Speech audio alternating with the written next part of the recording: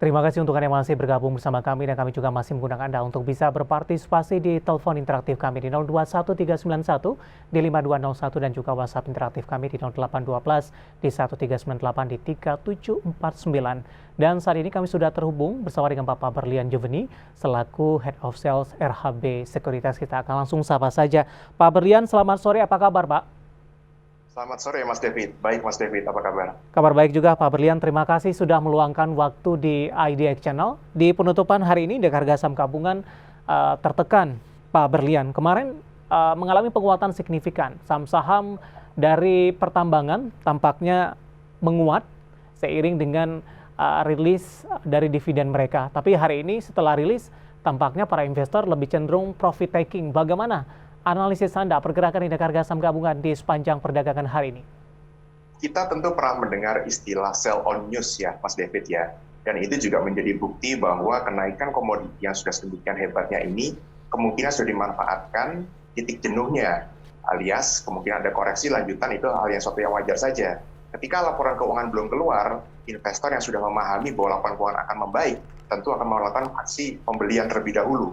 Ketika laporan keuangan sudah keluar seperti yang kita lihat belakangan ini, maka sudah banyak investor yang sudah memiliki dana di bawah atau memiliki akumulasi saham di bawah dan melakukan penjualan di saat-saat beritanya disampaikan atau laporannya disampaikan, Mas David. Dan itu hal yang cukup wajar sebetulnya. Itu dari sektor komoditinya dan emitennya ya. Kalau kita lihat dari ISG sendiri, sebetulnya kenaikan beberapa hari terakhir itu bisa dikatakan sudah cukup tinggi juga. Jadi setelah mengalami koreksi yang cukup dalam sejak awal Mei, sampai dengan ke level kurang lebih 6.500, retracement untuk kembali ke tengah-tengah atau kalau kita menggunakan Fibonacci retracement 50% sebetulnya sudah tercapai. Jadi ini merupakan area yang wajar untuk ada profit taking dan menentukan koreksi sampai ke level berapa selanjutnya. Baik, Pak Berlian, ini menarik, rilis dari dividen ini belum keluar, tapi sahamnya sudah naik signifikan. Ketika rilis keluar, ini justru profit taking. Apakah para pelaku pasar ini sudah membaca atau ada bocoran-bocoran tertentu, Pak? Sehingga rilis yang dikeluarkan oleh emiten tersebut hanya sebagai formalitas saja. Para pelaku pasar ini sudah mengetahui kondisi yang sebenarnya. Betul. Mirip seperti kalau kita keluar sedikit dari komoditi, Mas David ya. Kita ambil contoh yang lain, jasa marga. Kalau Mas David masih ingat di pembicaraan kita yang terakhir, bahwa saya mengatakan jasa marga ini akan luar biasa. Nanti laporan keuangan kuartal satunya akan melejit dan terbukti kuartal satunya kemarin melejit dan kita juga sama-sama tahu setelah itu sahamnya naik dan kemudian ada koreksi juga. Jadi para investor yang sudah mengantisipasi saham komoditi untuk rally di tahun lalu itu sudah menikmati hasilnya dan boleh dikatakan ada yang mencapai ratusan persen, Mas David. Dan itulah kenapa kita perlu hati-hati. Jangan-jangan laporan keuangan kuartal 2 untuk emiten-emiten batubara atau sektor pertambangan lainnya, bisa juga kita harus berhati-hati juga. Apakah akan tetap menguat seperti sebelumnya atau tidak. Oke. Harga komoditas masih bergerak di 400-an. Pak Berlian, ini menjadi jaminan tidak Pak? Atau tetap harus diwaspadai? Bagaimana keberlanjutan ke depannya? Kalau kita mencerminkan atau bercermin pada real di marketnya sendiri, artinya betul-betul di real sektor ya, maka kita bisa katakan harga 400 ini menjadi pertanyaan apakah memang bisa dibeli atau tidak oleh end usernya. Apabila harga tersebut hanya di atas kertas, maka tidak bisa diakumulasi atau dibeli untuk digunakan oleh end user, maka sebetulnya lambat laun juga harganya tidak akan bertahan di sana, Mas David. Dan ini kemungkinan yang sudah dilihat oleh investor-investor besar yang memahami sesuatu. Smart money lah bahasanya ya, kalau kita pernah mendengar istilah smart money. Mereka sudah tahu lebih dulu, jangan-jangan ini sesuai dengan apa yang diantisipasi oleh The Fed. The Fed mengatakan bahwa kenaikan komoditi yang luar biasa ini kemungkinan besar kuartal 3 dan kuartal 4 tidak akan berlanjut. Jadi inflasi akan bisa tertekan, ya tidak tinggi seperti sekarang. Prospek dari saham-saham di pertambangan batubara, terutama juga dari pergerakan komoditasnya. Menarik Pak Berlian, di tengah penguatan dari saham-saham pertambangan dan hari ini tampaknya profit taking, pertanyaan masuk untuk saham-saham yang ada di sektor ini cukup banyak. Saya akan coba ulas langsung saja ini Pak Berlian. Saya akan coba sapa Bapak Susilo yang ada di Blitar. PTBA bagikan dividen jumbo. Tolong dibantu analisa untuk PTBA. Oke. Untuk PTBA, saya coba cek dulu ya, Mas David sekalian, kita lihat pergerakan harga sahamnya. Sebelum saya sambil di sini mencoba untuk melihat harga sahamnya sendiri, saya mencoba untuk memberikan paparan dulu bahwa ketika ada suatu saham, suatu emiten yang memberikan dividen cukup besar, itu kita harus berhati-hati dengan adanya dividen trap, Mas David. Artinya apabila dividen tersebut ternyata di atas 7% bahkan, itu bisa membuat harga saham tersebut ARB dulu ya, bisa 1 hari, bahkan bisa 2 hari. Jadi saran saya adalah ketika suatu emiten sudah melakukan pemberitaan atau mengumumkan berapa besar dividen tersebut, itu biasanya kita malah melakukan sell on news terlebih dahulu, kemudian mencari koreksinya dan mengantisipasi untuk tren kenaikan berikutnya. Dan untuk PTBA ini sendiri juga sama, tidak terlepas dari hanya PTBA saja. Ada saham-saham lain yang kalau di tahun lalu atau beberapa tahun yang lalu itu ada MPMX, seingat saya, memberikan dividen cukup besar sampai di level 30%, dan harga sahamnya pun setelah pembagian dividen tersebut diskonnya pun lebih dari 30%. Jadi tugas kita sebetulnya bukan membeli ketika pengumuman dividen tersebut diberikan, tetapi ketika pengumuman tersebut akan diberikan, akan dikeluarkan, akan ada RUPS, disitulah sebetulnya momentumnya untuk melakukan pembelian ada di sana. Saya sambil mencoba melihat di chartnya untuk PTBA sebentar, saya belum koneksi saya masih coba untuk cari sebentar, Mas David. Saya akan coba kasih gambaran, Pak Berlian. Penutupan hari ini di 4.390, melemah di 0,23%. Tadi sempat menyentuh ke level tertingginya di 4.520, Pak. 4.390, posisi penutupan di zona merah di 0,23%, Pak Berlian. Betul, ya. Ini kalau kita lihat dari PTBA sendiri, seperti yang Mas David sampaikan, ini bisa dikatakan malah sell on news-nya sudah nampak sekali. PTBA sudah rally dari kurang lebih dari akhir tahun, kemudian sampai dengan level sekarang itu dari 2.200 sampai dengan 4.300, dan ini bisa menjadi puncaknya. Jadi kalau masih bertanya untuk mengakumulasi saham PTBA ini di saat ini, tentu saja menurut saya ini sudah rawan profit taking secara chart ya. Dengan support kalau untuk mengakumulasi kembali ada di level 3.800 kalau berdasarkan chart, Mas David. Baik. Untuk PTBA sekaligus menjawab pertanyaan Pak Susilo yang ada di Blitar. Sebenarnya masih banyak pertanyaan lain terkait dengan saham-saham di sektor pertambangan batubara ini. Tapi kita akan jeda terlebih dahulu, Pak Berlian.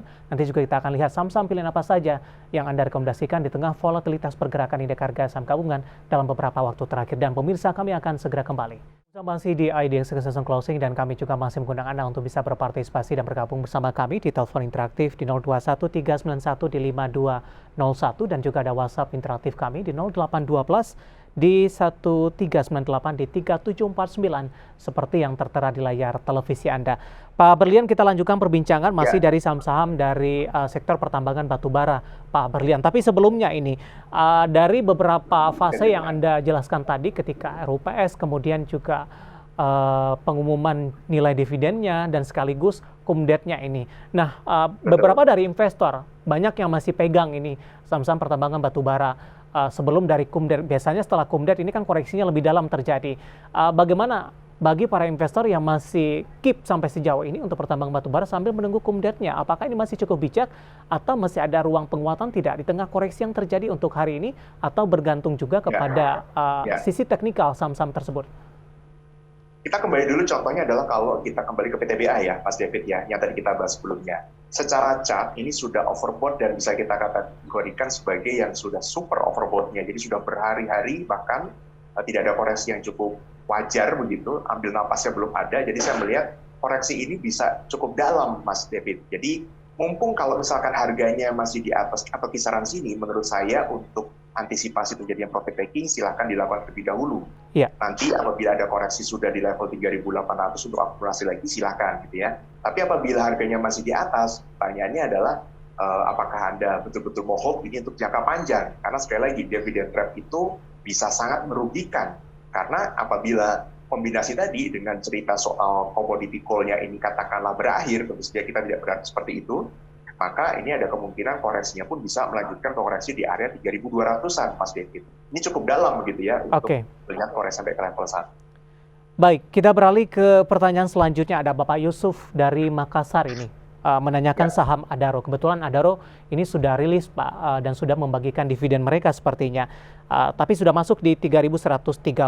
Di luar dari sentimen dividen, bagaimana Anda melihat dari posisi Adaro, Penutupan hari ini 3.100, ambil posisi di 3130, melemah 3,12%, Pak Berlian.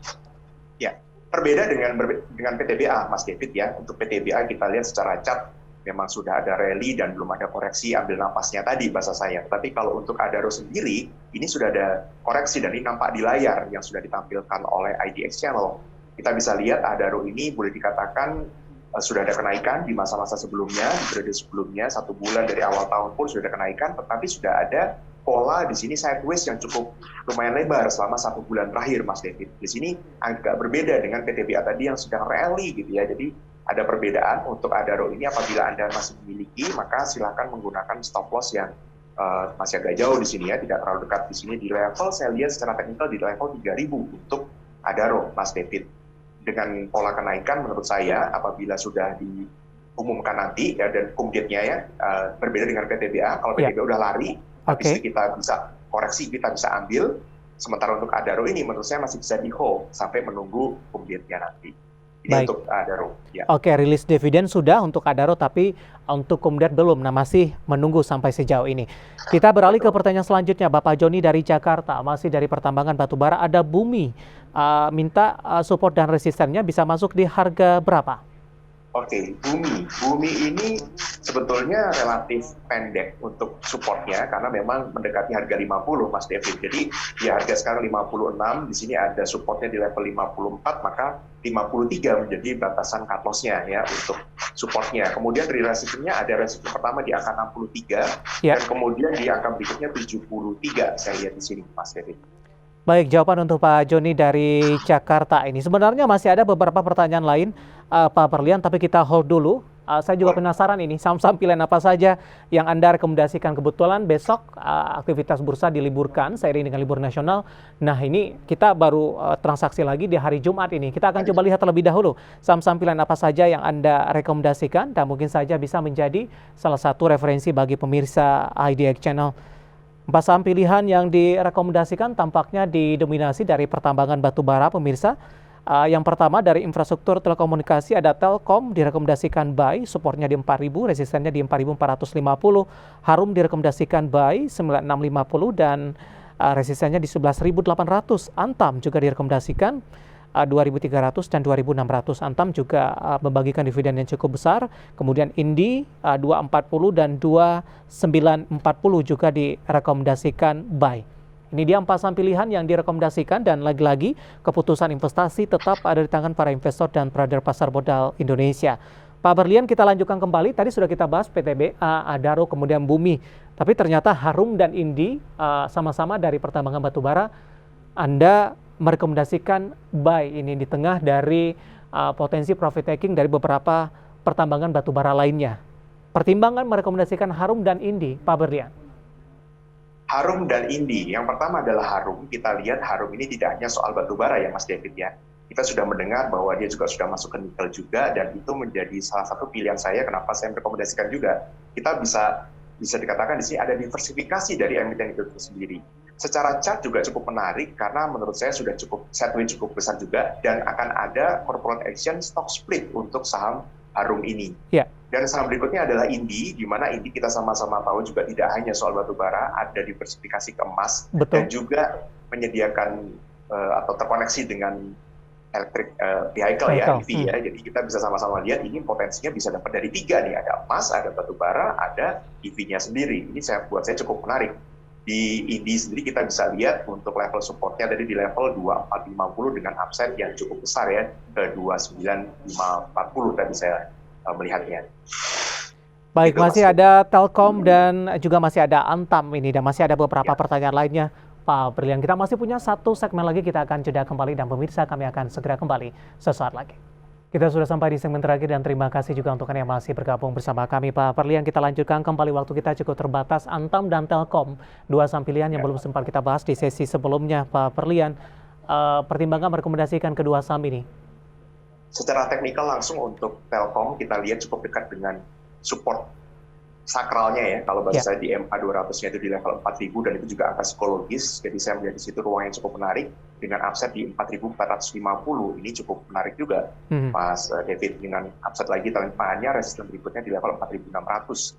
untuk Telkom ini sendiri. Oke. Sementara untuk aneka tambang dan masih mirip dengan Telkom, ada support juga di EMA 200 cukup besar, semestinya tidak akan tembus karena mengingat Elon Musk mau bekerjasama dengan Indonesia ya, Mas Ya. David ya, seharusnya ini saham yang sangat menarik untuk kita pantau.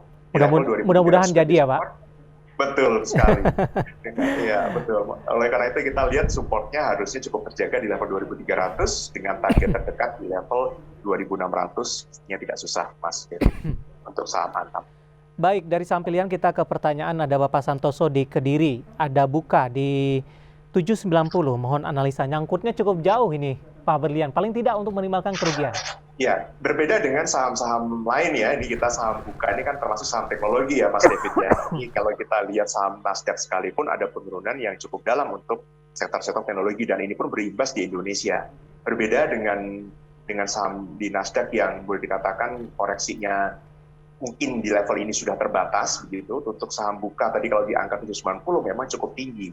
Hanya saja Buka ini di level sekarang di angka 200-an, 300-an ini sebetulnya sudah sangat dekat dengan nilai buku, bahkan cash ekuivalen per lembar sahamnya. Jadi buat saya ini sudah secara fundamental pun sudah murah sekali. Untuk kembali ke 790 tentu saja ini butuh effort yang luar biasa, tidak hanya dari chartnya saja. Untuk cut loss sekarang saya rasa tidak, masih bisa dikatakan untuk masih hold, dengan catatan tentu saja di level untuk supportnya ya itu ada di level 270, saya lihat ada di sini, dan kemudian di level terdekatnya untuk Buka ini di level 320 saya lihat ada di sini, Mas David. Averaging down disarankan tidak, Pak?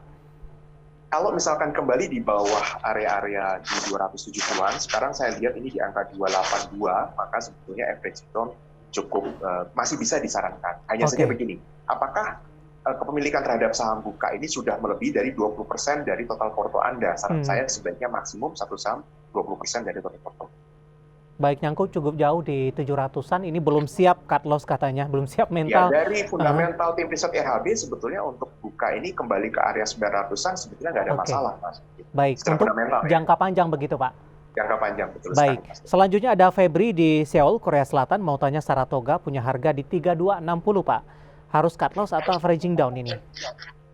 Oke, Saratoga ini kalau kita mau tidak mau, Saratoga juga saya bedahnya ada dua. Yang pertama adalah dari fundamental, itu kita lihat nilai bukunya saja di 4.300. Seharusnya untuk mencapai harga ke sana juga tidak susah begitu ya. Saran saya adalah kita jaga saja di level 3.000-an karena itu menjadi angka support dan sekaligus angka psikologis. Menurut saya secara tren pun ini masih cukup solid walaupun koreksi cukup dalam pun, tapi ini sebetulnya merupakan kesempatan buy dengan fundamentalnya tadi. Untuk Saratoga 3.000 pas untuk sebagai level support yang kuatnya.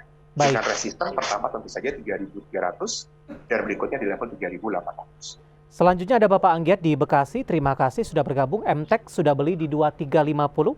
Mohon saran, kalau average di harga berapa? Oke, MTEK ini di 2350 itu sebelum ARB ya, jadi setelah itu ARB cukup dalam juga. Sebetulnya secara chart ini bisa kita bilang secara untuk Fibonacci retracement sendiri harusnya ada retracement sebesar 38,2% ya, paling tidak harusnya ke level 2100, 2200 mungkin di area sana, Mas David, untuk saham MTEK ini. Tetapi memang dari sektor teknologi ini ya masih berat. Jadi saran saya kalaupun tidak mau cut loss untuk average down rasanya masih belum. Sebaiknya menunggu di level yang lebih bawah lagi apabila memang masih sangat percaya dengan kinerja perusahaan ini. Di level 1.600 ya saya lihat untuk average down-nya dari level sana. Baik, selanjutnya ada dari Bintaro, Pak Berlian, tidak menyebutkan nama. Untuk Hope, Pak, arahnya kemana sampai dengan akhir bulan? Tidak dijelaskan juga, sudah ambil posisi atau belum nih, Pak? Ya, oke. Untuk Hope, kita agak lebih hati-hati ya, mengingat pergerakan saham ini cukup ekstrim.